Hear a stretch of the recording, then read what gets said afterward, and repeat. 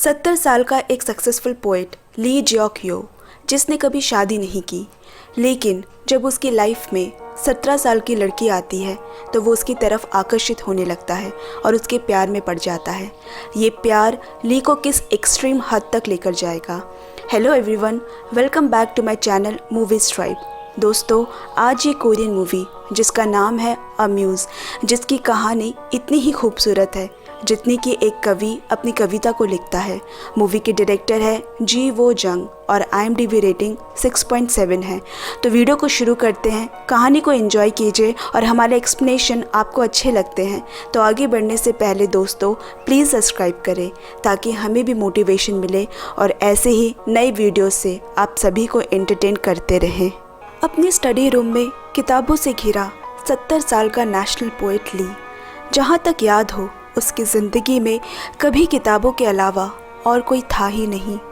काम में मशरूफियत की वजह से एक अरसा बीतने के बाद उम्र के इस पड़ाव पे आकर उसे गुज़रे वक्त की कमी खलती है। ली का चहेता एक 30 साल का असिस्टेंट CG वो, जो ली के यहाँ आता जाता रहता है। उसकी ज़रूरतों का जैसे मार्केटिंग करना, साफ़ सफाई, खाना बनाना, इन सब का ख्याल रखता है। हाल ही में उसकी एक बुक पब्लिश हुई है, द हर्ट, जो कि एक बेस्ट सेलर बुक भी है। एक दिन घर वापस आकर ली को एक लड़की अपने बरामदे में सोती हुई मिलती है।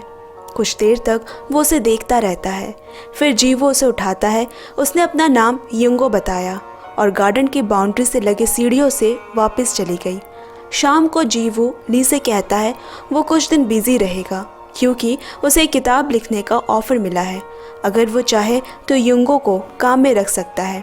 उसने मुझे कहा था उसे काम की ज़रूरत है और यही पास में रहती है। ली बिना एक सेकंड सोचे उसे काम पे रखने के लिए हाँ कर देता है।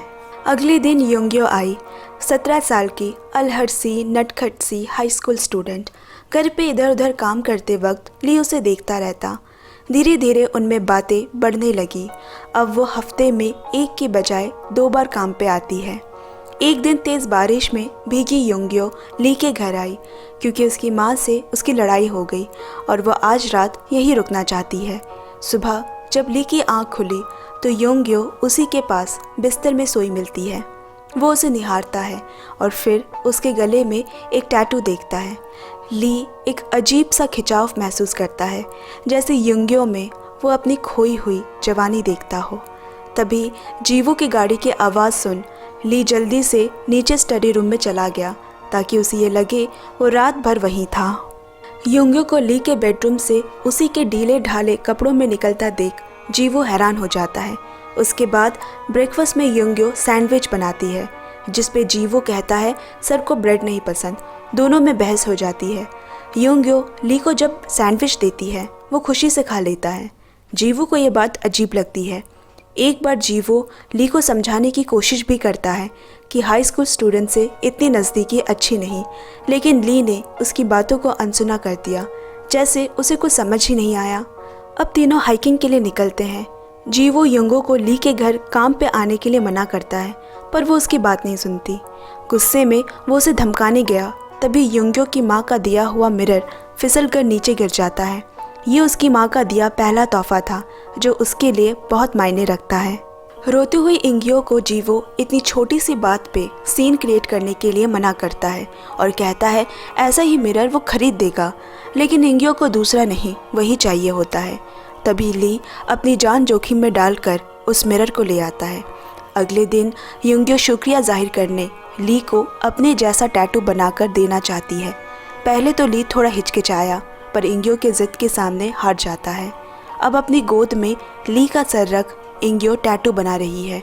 ली उसे छूने की कोशिश करता है और एकाएक उसकी नज़र शीशे पे पड़ी। अपनी परछाई में उसे एक नौजवान दिखाई देता है। ये ली का सपना है जहाँ दोनों बहुत खुश है।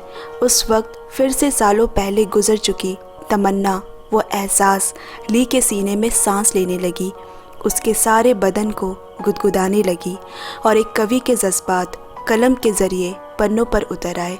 वो इंग्यो पर एक किताब लिखने लगा, एक खूबसूरत लव स्टोरी जिसका नाम भी इंग्यो रखा है, मतलब दिल बहलाने वाला एक खूबसूरत ख्याल।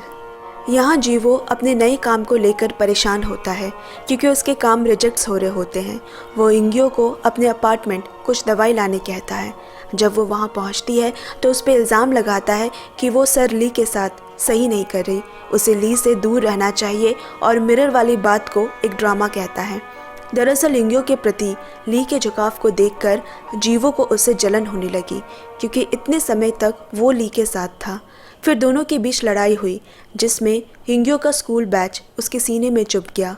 इंग्यो भी गुस्से में उसे कहती है, एक इंजीनियर कभी किसी इमोशन को नहीं समझ सकता। जीवो ये बात सुनकर शॉक्ड हो गया। फिर उसके शर्ट में खून देखकर वो उसे टिश्यू देता है और उसके वहाँ बना टैटू भी देख लेता है जब इंग्यो वहाँ साफ कर रही होती है। वो उससे पूछता है, इंजीनियर वाली बात उसे किसने बताई? उसने कहा, ली उसे सारी बातें बताते हैं। फिर इंग्यो टेबल पे पड़ी द हर्ट नोवेल पढ़ने के लिए मांगती है। यहाँ इंग्यो स्टडी रूम में पड़ी एक बॉक्स को खिसकाकर टेबल के पास शिफ्ट करने की कोशिश कर रही कि इतने में जीवो वहाँ आया और उसे ऐसा करने से मना करने लगा क्योंकि ली को स्टडी रूम से छेड़खानी बिल्कुल नहीं पसंद। बॉक्स टानाटानी में उलट गया।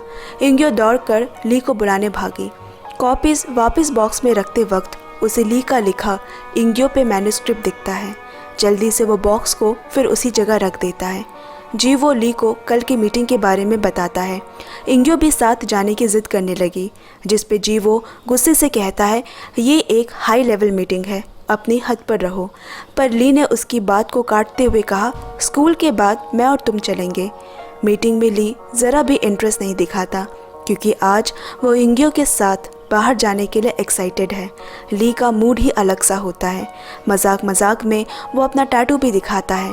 वैसा ही टैटू देख जीवो को दोनों की नज़दीकियों से और जलन होने लगती है। आधे घंटे से वेट कर रहा ली युंगियो के स्कूल से वापस आने पे उसे डिनर पे ले जाता है। उसके साथ खुलकर हंसता है जैसे वो फिर से 17 का हो गया हो। यहाँ डेडलाइन पास आने से और नोवेल पूरा न कर पाने से परेशान, साथ ही युंगियो से जेलस जीवो ली के गैर हाजिरी में उसके स्टडी रूम से ली की लिखी युंगियो को पढ़कर उसे चुरा लेता है। एक रात लिटरेरी कमेटी का हेड ली से किसी काम से मिलने आया और उसे जीवो के नई नोवेल युंगियो के बारे में बताता है जो लोगों के बीच बहुत पॉपुलर होती जा रही है। ये सुनते ही ली भागकर बॉक्स चेक करता है तो उसकी मैन्युस्क्रिप्ट वहीं रखी होती है। उसके बाद चेक करने के लिए तुरंत बुक स्टोर के लिए निकलता है। उस किताब के एक एक शब्द ली के होते हैं। ये उसी की किताब थी। अगले दिन जीवो ली से मिलने आया। टेबल पे पड़ी उसकी नई नोवेल देख समझ गया कि ली को सच पता चल चुका है। उसने कहा, ये इसीलिए किया क्योंकि आप कभी अपने नाम पर इसे नहीं छाप पाते और इतनी खूबसूरत लव स्टोरी बक्से में ही दफन होकर रह जाती। ली कहता है, तुम्हें किसने हक दिया मेरी चीज़ें चुराने का? तुम में कभी राइटर बनने का टैलेंट था ही नहीं। दोस्तों, द हर्ट नोवेल दरअसल ली ने ही उसे लिख के दी होती है जिसकी वजह से जीवो की आज एक पहचान है। जीवो कहता है, मैं आपकी परछाई बनते बनते थक गया हूँ। 70 साल का आदमी और 17 साल की लड़की, ये कोई लव स्टोरी नहीं बल्कि एक डर्टी स्कैंडल है। इससे सिर्फ आपकी बदनामी होगी। ये सुनकर ली आपे से बाहर हो गया और जीवो को थप्पड़ मारता है। वहाँ खड़ी सब देख रही युंगियो ली को ऐसे गुस्से में पहली बार देखकर भाग जाती है। उसी शाम युंगियो ली से मिलने आई पर सारे दरवाजे बंद होते हैं। ली को इस बात का अंदाज़ा है कि कुछ चीज़ें पाना नामुमकिन है। जैसे वो अपना वक्त वापस नहीं ला सकता, वैसे ही इंगियो उसका सपना है जिसे वो पकड़ नहीं सकता। टेबल पे अपने नाम की किताब देख वो उसे पढ़ने लगी। पूरा दिन युंगियो सोचती है जीवो को ये सब बातें कैसे पता। स्कूल के बाद सीधा वो जीवो के अपार्टमेंट गई और उससे पूछा, क्या ये किताब तुमने लिखी है? टैटू के बारे में कैसे पता? जीवो समझ गया उसे कुछ नहीं पता और कहता है ये किताब उसी ने लिखी है और ली ने उसे सारी बातें बताई है। घर वापस छोड़ते वक्त युंगियो उसे थैंक यू कहती है। अब खबर आती है कि इंगियो नोवेल इस साल की लिटरेरी अवार्ड जीत गया है। जीवो यकीन ही नहीं कर पाता। चीफ गेस्ट के तौर पे ली को इनवाइट किया जाता है। अवार्ड सेरेमनी में किसी को उम्मीद नहीं थी कि ली भी आएगा क्योंकि वो कभी किसी अवार्ड फंक्शन पे नहीं गया। लेकिन आज वो जीवो के लिए नहीं बल्कि अपनी लिखी नोवेल के लिए आया है ताकि लोगों को इसके असली मायने को समझा सके। ली कहता है, इंगियो ऐसी है जैसे सूखी बंजर ज़मीन पे मीठी बारिश की फुहार, इतनी खूबसूरत, इतनी सच्चाई से शायद ही कभी कोई लिख सके। जीवो सर नीचे कर बस सुनता है। सर्दियाँ आ चुकी हैं। युंगियो दोबारा ली के घर आती है उसे विश करने, क्योंकि आज उनका बर्थडे है। इस बार ली दरवाज़ा खोल देता है। शाम को दोनों सेलिब्रेट कर रहे होते हैं कि वहाँ जीवो भी उन्हें विश करने आया और टेबल पे रखे केक को देखकर कहता है, सर ली डायबिटिक है, केक नहीं खा सकते। वो वापस जाने वाला होता है, लेकिन ली उसे रुकने को कहता है। डिनर के बाद ली सोने से पहले युंगियो को हग करता है और वो उसके फोरहेड पे किस करती है। जाने से पहले वो जीवो को देखने जाती है और फिर से दोनों बहुत पी लेते हैं। आधी रात को स्टडी रूम से ली को कुछ आवाज़ें आती हैं। वो बाहर की तरफ से देखने जाता है। अंदर दोनों इंटीमेट हो रहे होते हैं।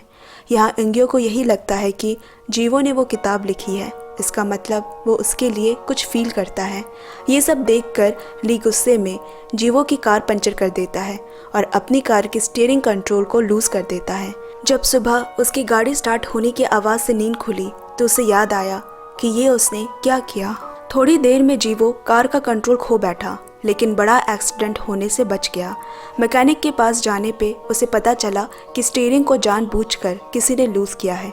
वो समझ जाता है और तुरंत कार ठीक करवा कर वो ली के घर की तरफ मुड़ता है, लेकिन इतने गुस्से में होने की वजह से अब की बार उसका एक्सीडेंट में मौत हो जाती है। इधर युंगियो को ली का वॉइस मैसेज आता है कि उसने जीवो को मार डाला। युंगियो बहुत रोती है। उस दिन के बाद से वो कभी ली से मिलने नहीं आई। समय बीतता गया। युंगियो स्कूल से कॉलेज में चली गई और पहले से मैच्योर भी हो गई। एक दिन दिखाता है वो लाइब्रेरी में फिर से वही युंगियो किताब ढूंढकर उसमें से एक पन्ने को पढ़ती है। इतने सालों बाद आज वो वापस ली के घर आई। घर शराब की बोतलों से भरी पड़ी है।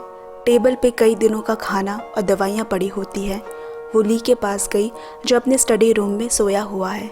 युंगियो कहती है, मुझे माफ़ कर दो, मैं बेवकूफ़ थी। मैं समझ ही नहीं पाई कि साथ बिताए वो छोटे छोटे अनकहे पल जो हमने कभी कहे ही नहीं, सिर्फ महसूस किए। ये सब बात किसी को कितनी भी कोशिश करो नहीं बताई जा सकती, खासकर उसे जिसके लिए सारे मिरर एक से थे। वो कैसे समझ पाता ये बातें। युंगियो हमेशा आपकी थी।